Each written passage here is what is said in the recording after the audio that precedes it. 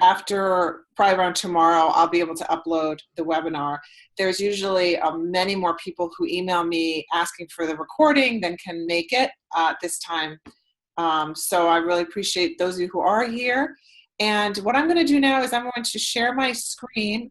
If at any time you have a question, just type it in the box, and I'll make sure that Jennifer can, see that that's going on and respond to it. Oh, an English language fellow in Cambodia, Virginia. That's great. So I'm going to share the screen now. I'm going to open up her PowerPoint. And you can let me know with a thumbs up if you are seeing the PowerPoint now. All right, wonderful. So I'm going to let you take it away and just let me know when you would like me to, move ahead. Great. Okay. Thanks so much, Laura, for inviting me. This is Jennifer Uhler from the U.S. Department of State, and I work in an office it sounds like some of you might be familiar with called the Office of English Language Programs. And we're based here in Washington, but we support work in the field in a number of countries through regional English language officers that work in embassies and with consulates to promote English language teaching and learning. And so I hope to make this kind of conversation. I'm really sad you can't hear me. It's I'm on a colleague's computer. As you imagine, it's difficult to actually use a camera and things inside the State Department. So I'm in like a special room, and it shows it's recording me. So a little bit weird, but you can hear me well, I hope. Yes. Good. So I would love to answer as many questions as possible, but I visited Hunter College and had an extended conversation with Laura in November, and we just thought there might be opportunities to connect with the teacher education SIG and community in this format. So feel free maybe to type in questions or hold them, and we can answer them at the end. I'm interested in kind of shaping this to best meet your needs. But to start with, because I am an educator myself, I want to kind of like activate your schemata. And so I thought I'd give you a challenge. And whatever your position might be at your university or as an instructor, to think about how some of the resources I'm talking about might be something you could connect with either as a faculty member or administrator, from a university standpoint, as an institutional partner in one of these programs, or just as a part of the larger global education community. And I guess shadowing back to what Laura just said about the geopolitical climate at the moment, I would say that all of our work is supported by the 1961 Fulbright-Hays Act, which established the Education of Cultural Affairs. We're a non-political entity, meaning that the kinds of things that we do to promote the United States, American culture, and American values focus on mutual understanding and putting people in touch with other people, and using classrooms and teachers and educators as the primary focus of this office. So I guess I'm trying to let you know that the work that we're doing has gone on for a long time, and we have every indication that will continue to be a strong and important part of the public diplomacy community. So we can go to the next slide. I guess I could ask you, do any of you know about our programs? Do you know about our office already? Yeah, I'm seeing a head nod, and okay, excellent. So on slide number 3, I have just an overview of some of the programs and resources from our office. So we run a number of programs that are focused either on learners or on exchange possibilities for teachers. And then we also have resources that have gone really beyond the book. We continue to have some print publications and a magazine that we put out, but we also have a website and social media. And I'll give you some more information about those programs individually as we continue the presentation. So one of the important ways we work is on slide 4. These are through regional English language officers, or RELOs. I'm a RELO. These are people who work directly for the Foreign Service, who have backgrounds in English language teaching and teacher education. We have 26 overseas posts, and most of our RELOs cover anywhere from 1 to 17 countries, those 17 country posts being primarily in Africa, Central Europe. But helping to consult embassies on how to construct and manage meaningful meaningful English language teaching programs, and kind of giving them advice. So you might have encountered relos if you've been overseas, or your students, if you have students who are from other countries in MA programs, should definitely be looking for their relos when they go back home as a way to plug into the English language teaching community, or maybe even give back through alumni programs. On the next slide, slide number 5, there's a picture of all of us. And basically what I've just told you, basically we work with the programs and resources I mentioned before, but we also sit down with universities, ministries of education, or other kinds of institutions to talk about, you know, what might make sense, what their needs are, and to try to set up things that are going to have integrity and really maximize the potential of the interaction. We do a lot of organization of participating in workshops overseas. So if we move into our program realm, the first program we have that I think does not involve a lot of English teachers from the US, but has potential to, is the English Access Micro Scholarship Program, which was set up in 2004 and has expanded exponentially since that time. That is an after-school and weekend program for teenagers in other countries. We work through implementing partners to reach disadvantaged or underserved communities, and we give them a minimum of 360 hours of academic instruction, but on the side of that, they learn things about empowerment, leadership, American values and culture. They explore things like the environment or community service, and the intention is really to give people access to additional opportunities in their own country to be an active and vibrant part of that civil society, but also to give them access to additional opportunities with the U.S. government, like exchanges that require a minimum threshold of English proficiency to participate. In terms of how it's managed on the ground, we work with local implementers and local teachers. So one place that you might have encountered access or might potentially contribute to it would be on teacher training that we do for teachers, or on exchange programs that we have for the teachers of this program to come to the US and learn more about teaching practice. This program works through FHI 360, which is our implementing partner here in DC, and they have requests for proposals that come out now and then to do those exchanges or to work on other programs. Most significantly, I would say that we have a request for proposals that will come out soon for exchanges that might happen around TESOL or next summer to bring educators here to the US. We have a question from Gina about the Access program in Nicaragua. Sure, fire away. Yeah, let me unmute her. Sorry, go ahead, Gina. Okay. I think you just answered it. When you were describing what it does, I thought, oh, that sounds like Access in Nicaragua. And then you said the name Access. So I'm sure it's the same. Yep, it is. Yeah. So I expect there'll be several Access teachers at the TESOL convention in Seattle this year. So you can look for them. And we'll have a session as well through the Department of State, in which we're hoping to showcase stories directly from teachers about that program and other programs we're involved in. So I invite you all to attend, and I can follow up with Laura and send a list of those presentations so you have them for the convention. Yeah, I should probably send them out with the video. And then Virginia said that she was a specialist and a fellow, and that she worked on this program in Cambodia. Yay. Yeah.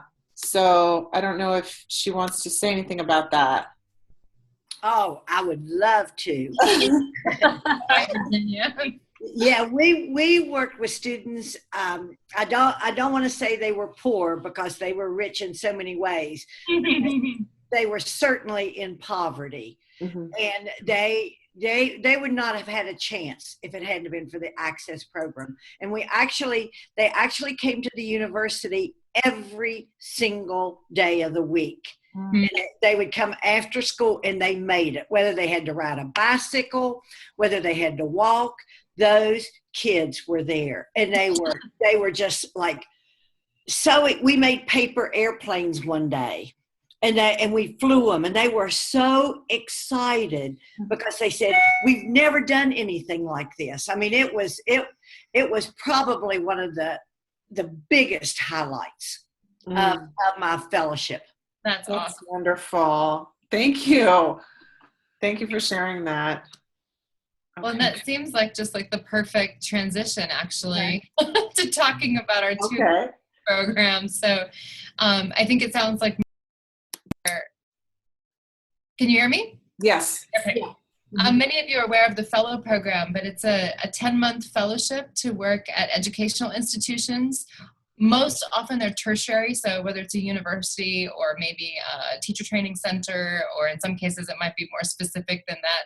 In Indonesia, we had fellows working at a police language institute, so there's kind of a range, but they're teaching adults, often doing teacher training, so working with future generations of teachers as a primary assignment, but they might do all kinds of projects within the institution that might involve materials creation or helping to organize a curriculum or giving in-service workshops to teachers at conferences or at other events. It's just, I'm an alum myself. I was in Estonia from 2006 to 2008.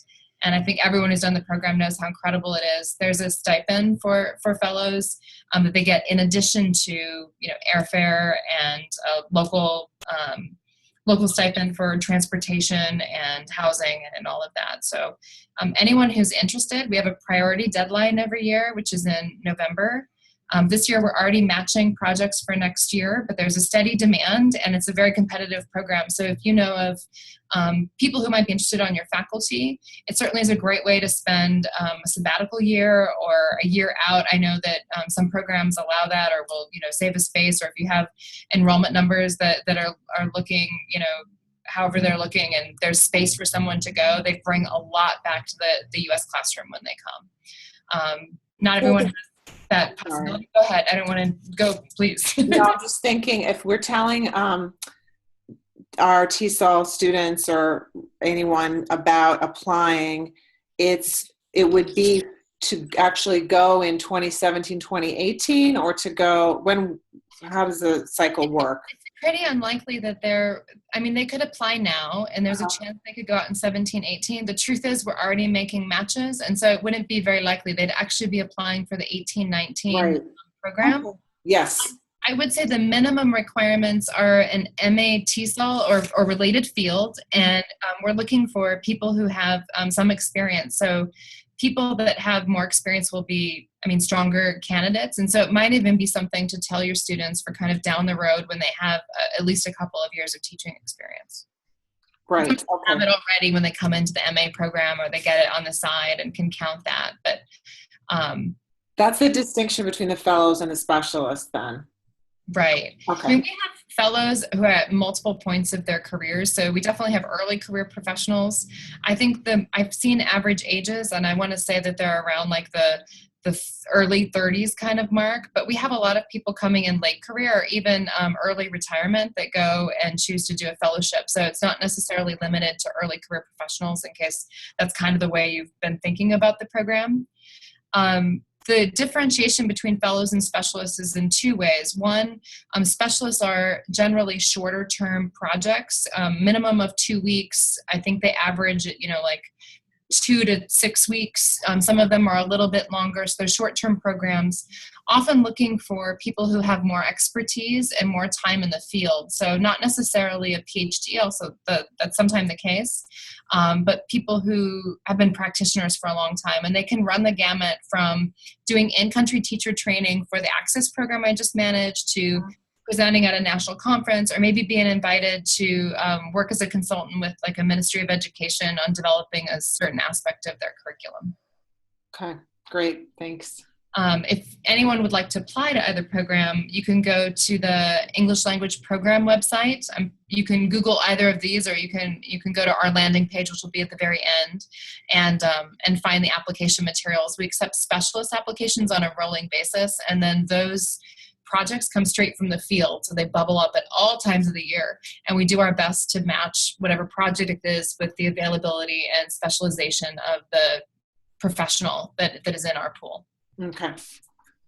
So there's those two programs, and then we have a lot of things online. So our office has been focusing, I think, for the last 2 or 3 years on education technology in particular, by producing a suite of virtual training online, as well as webinars and MOOCs and Facebook and websites and things like that.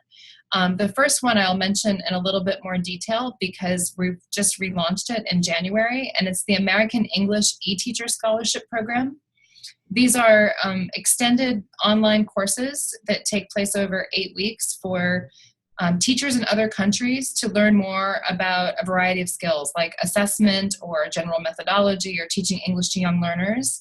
And we do look for university partners to bid on these courses and teach them. We work with FHI 360, so the same global implementer, but we have a number of institutions who deliver the actual courses. So we just closed a request for proposals for our next iteration, but it opens from time to time. If it's something you're interested in, you can contact us and we can put you on our mailing list so you know when things open up again. Webinars are something we do all the time. They're free online professional development, again, for global audience, and we're often looking for people who are engaging speakers who can give webinars for us. If you feel like that's something you'd like to try out, I can also put you in touch with our webinar team. I'm sure they're looking for people a lot more dynamic than I am right now with my like blank voice. We would like to see you, but you know, your voice is very dynamic. Very good. And then we have massive online open courses, some of which were designed focused at teachers in particular, and some of those massive online open courses focus on teaching English to specific audiences. So we did all of those in this last round through the University of Pennsylvania. Again, from time to time, we would have open requests for proposals to develop those as well.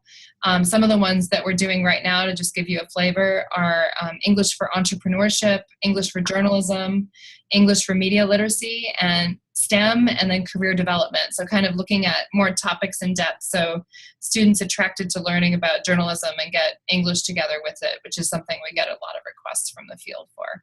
I think my next slide actually has these listed. So I just jumped ahead of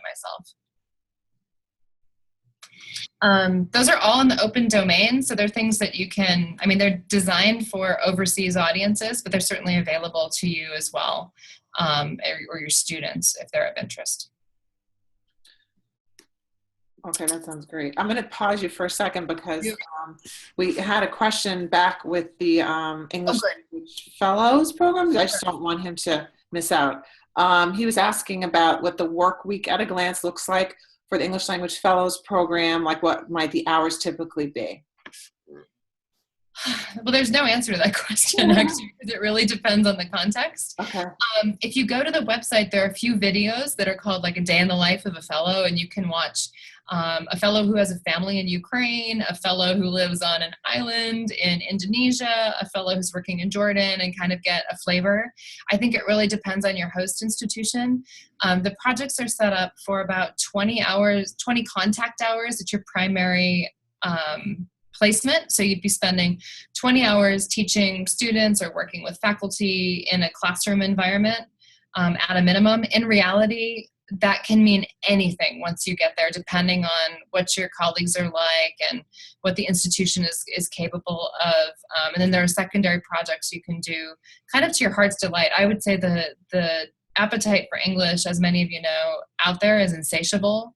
And so if there are projects you've always been wanting to do that you want to try out, it's often a very safe place. I know people who've done research projects, who've kind of polished their skills on conference presentations, put together workshop suites that they've always wanted to do on the side of the program. I see it as very much a springboard into doing other things in the profession. So I would say, it can look as many different ways as the people who are in our field look and the participants in the program. So it's a tough question. Did that answer your question, Ramin? When does matching stop? Well, it stops when we fill all of our positions. So I can tell you that matching is ongoing right now, meaning that rosters of participants are going directly out to embassies and our posts overseas. And so we're hoping to have everybody matched by TESOL, but that would be like a world record. So probably March, April would be my guess. Okay. That's great. All right. Yeah. It's an awesome program. No, I want to do it. All right. So you did this one. So you want to be here now? Yeah, sure. So another product from our office, it's 54 years old. Maybe you've heard of English Teaching Forum. It's the largest, it's got the biggest distribution of any journal of its type. So it's written by teachers and for teachers. We're always looking for authors. And so this is a very practitioner-friendly journal, meaning that we're looking for people who are in the classroom more than maybe they're, in the research sphere, or people who are co-writing with international authors. We really encourage first-time authors, particularly from overseas, but also American authors who have something to say. They're teaching tips as well as more theoretical articles. Mm-hmm. And it's all, the last 30 years of Forum are online. So you can kind of take a look, or it's a resource for your students as well, or if you're doing training with internationals. It's openly licensed, meaning that it can be used and reproduced by anybody who finds it useful. That's good. Yeah. That's great. And then, the last few things I'll talk about, and then we can open it up, are kind of our online materials. So we have a website called American English, and you can find everything we have there, including there are full text books and audio books and songs that you can download and use for the classroom. It's really useful for teachers who don't have a lot of resources. And we have updates, ongoing there, but everything from our office is available there now in soft form, so you can download tons of interesting things, as well as have access to like our webinars and things like that, which might be useful to international students or maybe faculty if you're looking for supplementary materials. We have Facebook pages, which are really popular. We have over 3 million likes, so we're the second most liked Facebook page in government and Department of State. I don't know. Anyway, we're way up there, so we're kind of like on the edge, which we're very proud of. I gotta like you guys. That's great. That's right. You should all like us at the very least. We have this in the YouTube channel. We have some really cool infographics. There's someone in our office who's very talented and puts out both things that are related to culture, but also grammar and vocabulary sets, antonyms, synonyms. They're all organized if you go into the albums section, and all of those are downloadable and reproducible if people wanted to use them for classrooms or supplementary kind of visual stimuli on a particular topic. They're super cool, and we haven't done this yet. It'd be interesting to see if people had things to contribute. I think we'd be excited about that too. Yeah, that looks great. This one is different. Yeah, so we realized that our Facebook page had such a wide following that it was no longer very specific. So we had teachers and students, and it made sense to kind of differentiate our audience. So we opened up an educator's Facebook page, and this one is much more about sharing practices. And if you were looking to kind of, get people on your faculty, or you were interested in having global conversations and access to teachers who were out there, on the islands of the Far East, and kind of hear about what's going on, there are questions that are asked. It's a place to share expertise, and we'd love to have Americans involved there too as part of a cross-cultural exchange. So I'd encourage you to like it, or even to get active there. The teachers are super eager and excited to be in contact directly with Americans. That's great. And we have a YouTube channel, so all of our videos as well as webinars and stuff are there. So it's another place you can look and kind of get a sense of what we're doing. And then I guess you can move to the last slide, and I'll just mention a couple of other things that we're involved in. So our regional English language officers often do field run programs. So they're, with a particular audience, they realize that there's a very specific need, and they might be looking for partners in the US to work with. And so they do that through a call for proposals, or they might just be looking to meet people. One of the ways that we have to help universities meet our officers and our officers meet universities is that we have a meeting on the side of TESOL every year that's focused on university partnerships. If a representative from your university or you would be interested in attending to kind of meet people and socialize, that'd be a perfect place to go. Maybe you have a program that you think would be a good fit, or maybe your university has some special partnership with a particular university in Vietnam, and you want to meet the person from Vietnam so that you can, collaborate. Our field officers are often really connected, and they're there to, one of the missions of U.S. embassies are to help American enterprises succeed. And so we have resources at the embassy that you might want to plug into, or that might be mutually beneficial. So we can make those introductions happen at TESOL, or in between. You're welcome to contact me. The other thing we've been involved in that's not represented here is kind of educational technology through a White House summit that's happened. We've had 3 meetings convened to talk about, whether or not the hinterlands of a particular place are ready or not. We know it's coming, and technology is an incredibly powerful way to reach teachers everywhere. But there's a lot we can learn from what universities are doing, or what private companies are doing in this sphere. And so we have a lot of projects that are focused on open educational resources.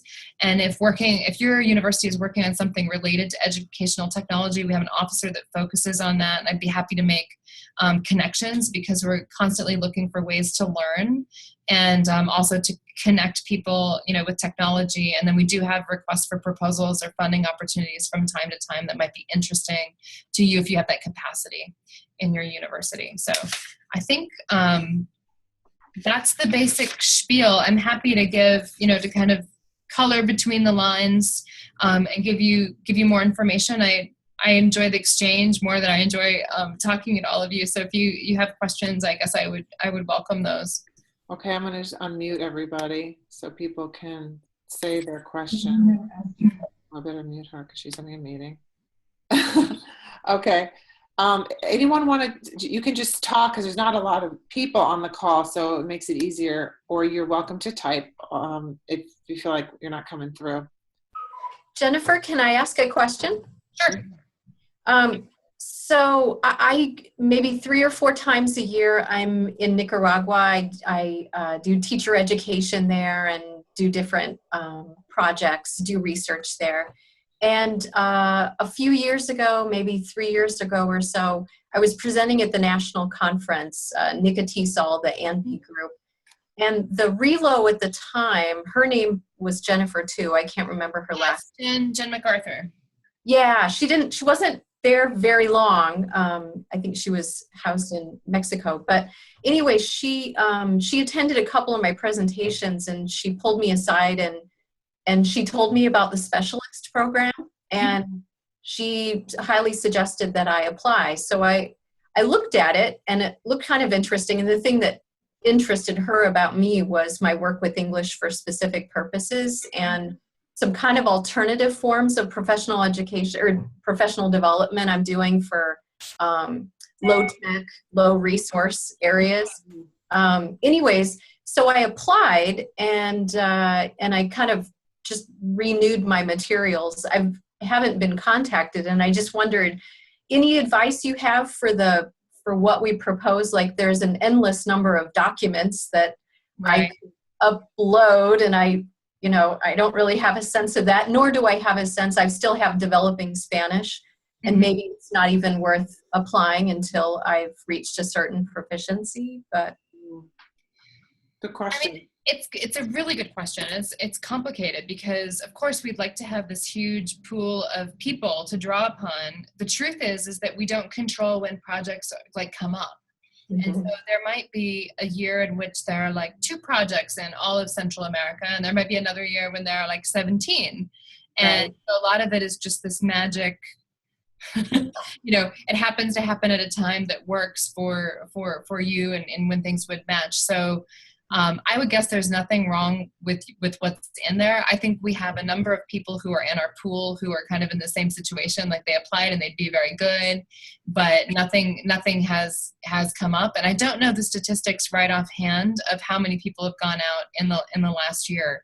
But one of the things that we're trying to do through bettering the way that we're gathering information and asking you to upload more information is to use people who've never been on specialist programs before. So we now have some policies in place which mean that rather than dipping into people that have been on many projects, we are committed to kind of making an exchange program in terms of sending people who've never been out as a specialist in the region. So I would say just hang on. I know people who've been in the pool, for quite a while, and then just something comes up eventually that happens to match. So it's a real kind of happenstance sort of thing. On the flip side, I would say if you happen to know you're going to go to one of those conferences or you're going to be in Nicaragua, it would be great to signal that to the relo in the region. And you can do that by writing me directly, or the list of relos is also on American English. You could contact them because we do look for targets of opportunities. So there might be,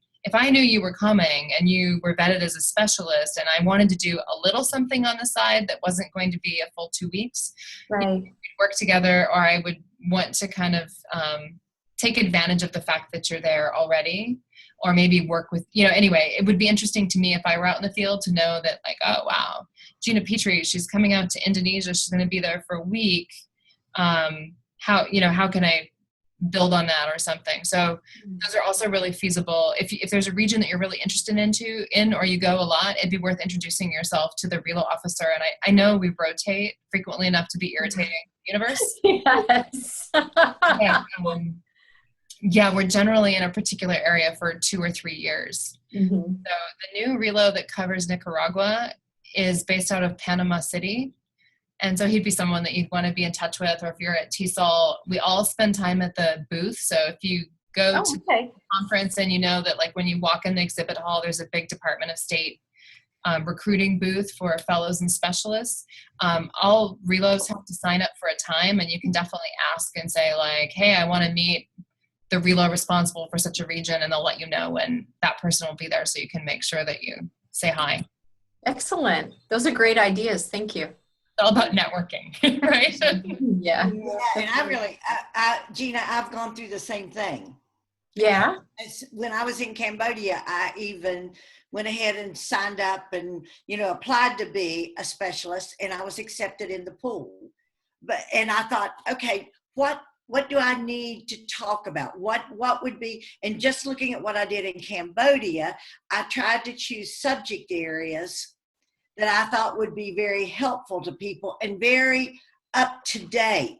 Someone had told me that it is massive, the number of specialists that they have. But what I found was, when I went to hear some of the specialists, they were talking about things we did maybe 15 years ago, and not like the state of the art of what's going on right now in school districts here in the United States and places in the United States.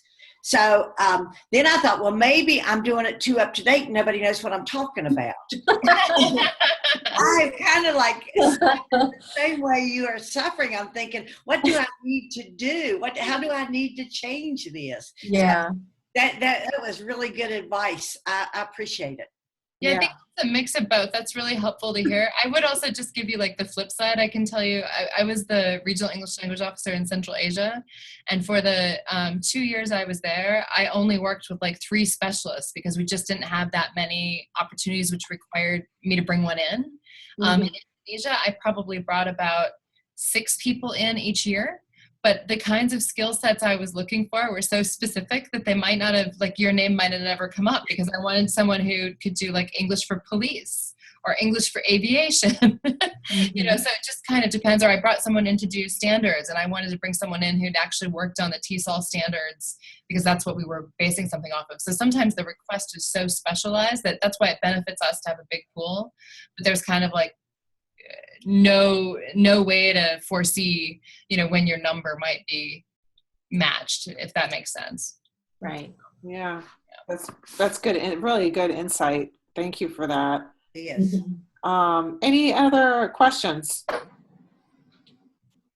Well, I just had one, and hello, Jennifer, I'm Ramin.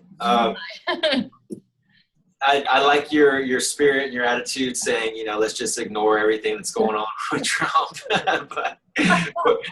but how does, is that going to affect anything as far as budget for this year or next year, as far as for some of these programs within the State Department? Well, I don't have a crystal ball, so I can't foresee what's going to happen. I can tell you that a lot of our programs, at least, work on multi-year funding.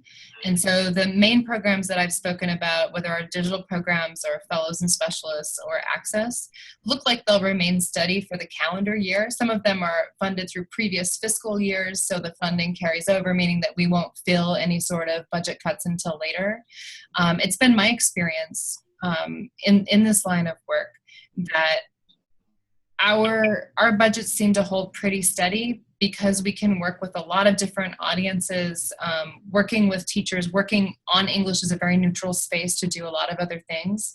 And so it tends to be really in high demand from the field, which gets passed back to the mothership here in Washington. And so when cuts are spread around, sometimes we don't feel them quite as deeply, but no one knows. And I think our commitment is very much to working with the field to support the needs that are out there. And so I see us putting our energy and our resources there first and continuing to serve those audiences. But in the foreseeable future, we may feel something in the near future, probably not very immediately.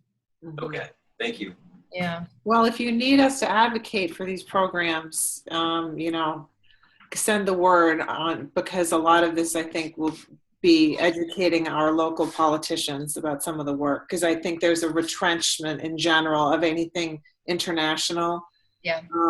That that feels to people that we're investing in overseas learning and not our own domestic. So that's a big tension, I think, for educators in English as a foreign language for a while.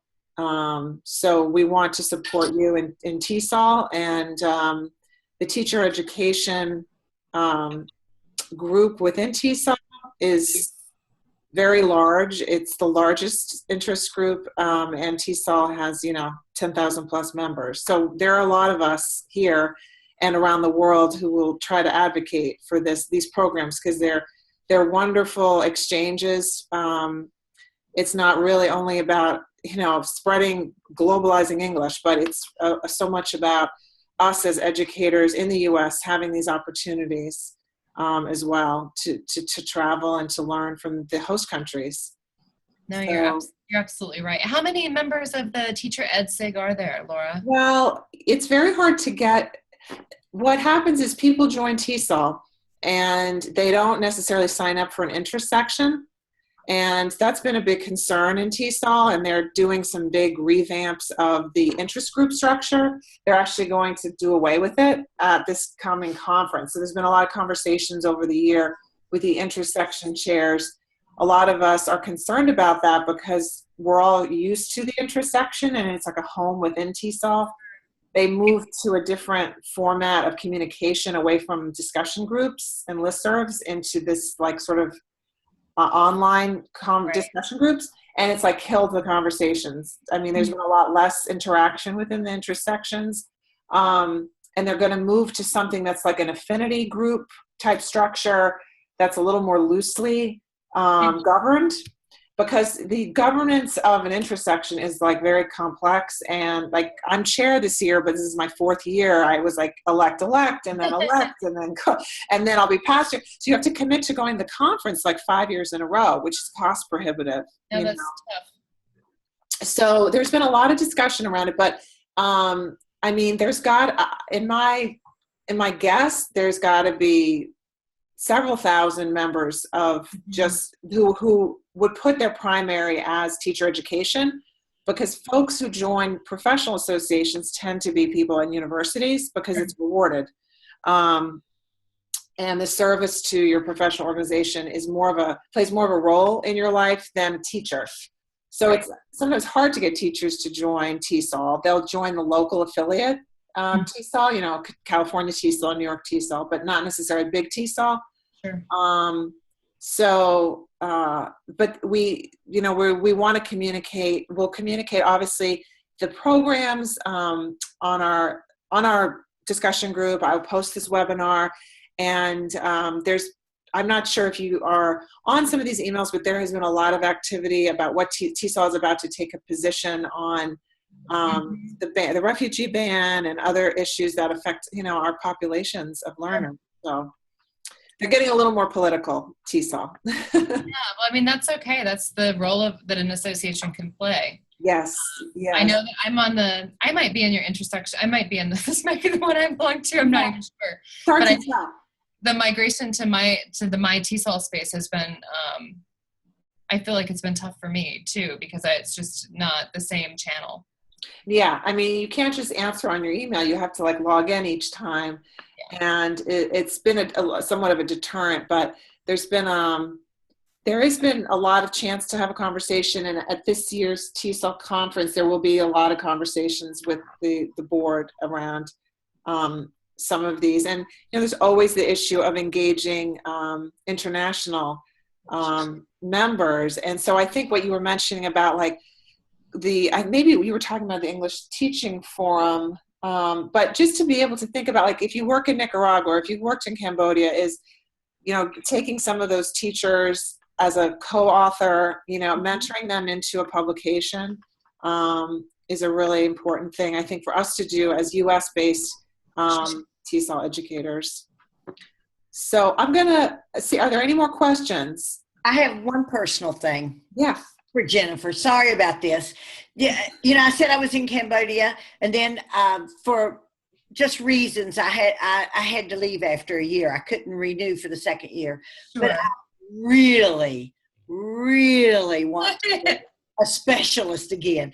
Can I cheat some way and get notification to somebody that I really want to be a specialist? I mean, a fella. I want to be a fella. Fellow. Well, you have to reapply. I did, and I've done everything. Yeah, I mean, the thing about the fellow program is it's an exchange program. So although we could easily find people who could be perpetual fellows, yes. We want to get as many American professionals to have that experience as possible. So there's kind of like a cooling off period unless there's a hard to fill assignment that we can't find anyone else for, or maybe like everything fell through and we're looking for someone really at the last minute. So certainly you can signal that you're available for hard to fill assignments if that happens. But otherwise, you just got to throw your name in the pool and I think they suggest about 5 years between program participation. 3 years is what it said. Okay, sorry, then I'm behind the times on that one. But I want it to be every other year. Yeah, you're not alone. We have people who would like to do this as like a serial job, Oh yeah, I can see why. Yes. Why? Well, like Gina and I are just trying to get the first time out, so we just want to do it. What would be really great is if you have a chance this week, Jennifer, is to send me the sessions that are occurring at TESOL that folks might be interested. Great. It's already on my list, so that's good. I'll advertise those when I put up this video. And I encourage all of you also to stop by our open meeting. It's going to be Wednesday during the conference at 5:30. They gave us $20 to buy snacks. So we'll have a bag of Hershey Kisses there for you. And, I was like, what? How am I supposed to feed people at this open meeting? But crazy. Wow. We do invite you all to come and bring your colleagues who do teacher education, and so we'll get to meet you in person there if you're able to come to the conference. Cool. And thank you so much, Jennifer. We really appreciate it. Thank you, Laura, Jennifer. before we close, I would actually mention one more thing. Sorry to lob in, but this is a TESOL project, but we're involved heavily from the Department of State. Those of you that are interested in international education in TESOL, there's a summit on the future of the profession. It's happening in Athens, Greece on the 9th and 10th of February. The delegation is set to just 200 delegates. I've been told that the North American participation is in better balance with the rest of the world. So the State Department is sending about 75 out of those 200 participants from developing world contexts, including relos. The whole thing is streamed online. You can jump into the conversation, you can ask questions, but very much the group is looking to kind of answer questions about where is our profession going.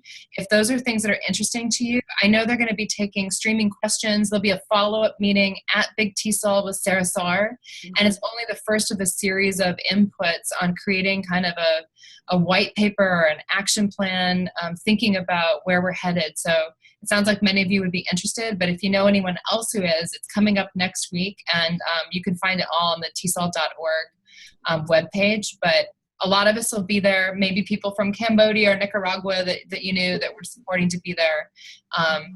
Feel free to kind of listen in or be a voice.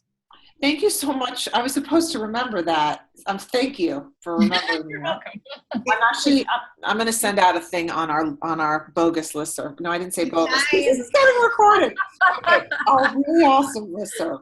I'm going to put it out there because that looks really interesting. Yeah. If Diane Miller is there, you from the reload that is for Cambodia in that area, you tell her I said hi.